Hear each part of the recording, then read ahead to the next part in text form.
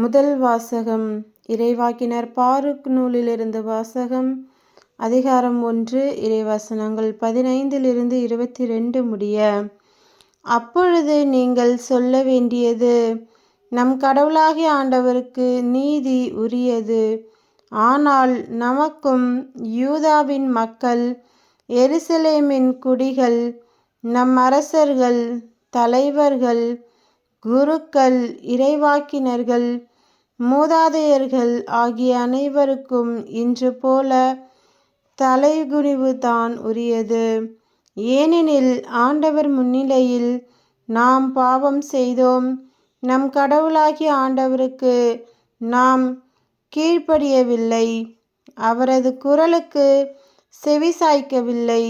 அவர் நமக்கு கொடுத்த கட்டளைகளின்படி நடக்கவும் இல்லை. நம் ஆண்டவராகிய இயேசு நம் மூதாதையரை எகிப்து நாட்டிலிருந்து அழைத்து வந்த நாளிலிருந்து இன்று வரை நாம் அவருக்கு பணிந்து நடக்கவில்லை. அவரது குரலுக்கு செவி சாய்ப்பதில் ஈடுபாடு கொள்ளாமல் இருந்துவிட்டோம். ஆகவேதான் பாலும் தேனும் வழிந்தோடும் நாட்டை நமக்கு கொடுக்கும் பொருட்டு எகிப்து நாட்டிலிருந்து நம் மூதாதையரை ஆண்டவர் அழைத்து வந்த பொழுது தம் அடியாரான மோசே வாயிலாக அவர் அறிவித்திருந்த கேடுகளும் சாபங்களும் இன்று வரை நம்மை தொற்றிக் கொண்டுள்ளன. மேலும் நம் கடவுளாகிய ஆண்டவர் நம்மிடம் அனுப்பி வைத்த இறைவாக்கினர் வாயிலாக பேசிய சொற்கள் எவற்றுக்கும் நாம் செவிசாய்க்கவில்லை. மாறாக நம்மில் ஒவ்வொருவரும் நம் தீய உள்ளத்தின் போக்கில் நடந்தோம். வேற்று தெய்வங்களுக்கு ஊழியம் செய்தோம்.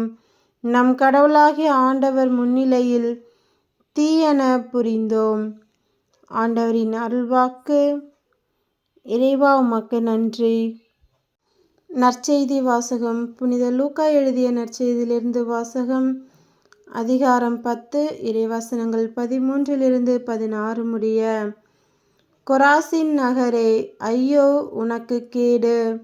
பெத்சாய்தா நகரே, ஐயோ உனக்கு கேடு! ஏனெனில் உங்களிடையே செய்யப்பட்ட வல்ல செயல்கள் தீர், சீதோன் நகரங்களில் செய்யப்பட்டிருந்தால் அங்குள்ள மக்கள் முன்பே சாக்கு உடை உடுத்தி சாம்பலில் உட்கார்ந்து மனம் மாறியிருப்பர். எனினும் தீர்ப்பு நாளில் தீருக்கும் சீதோனுக்கும் கிடைக்கும் தண்டனையை விட உங்களுக்கு கிடைக்கும் தண்டனை கடினமாகவே இருக்கும். கப்பர்நாகுமே, நீ வானளாவ உயர்த்தப்படுவாயோ? இல்லை, பாதாளம் வரை தாழ்த்தப்படுவாய். உங்களுக்கு செவி சாய்ப்பவர் எனக்கு செவி சாய்க்கிறார். உங்களை புறக்கணிப்பவர் என்னை புறக்கணிக்கிறார். என்னை புறக்கணிப்பவர் என்னை அனுப்பினவரையே புறக்கணிக்கிறார். கிறிஸ்துவின் நற்செய்தி. கிறிஸ்துவே உமக்கு புகழ்.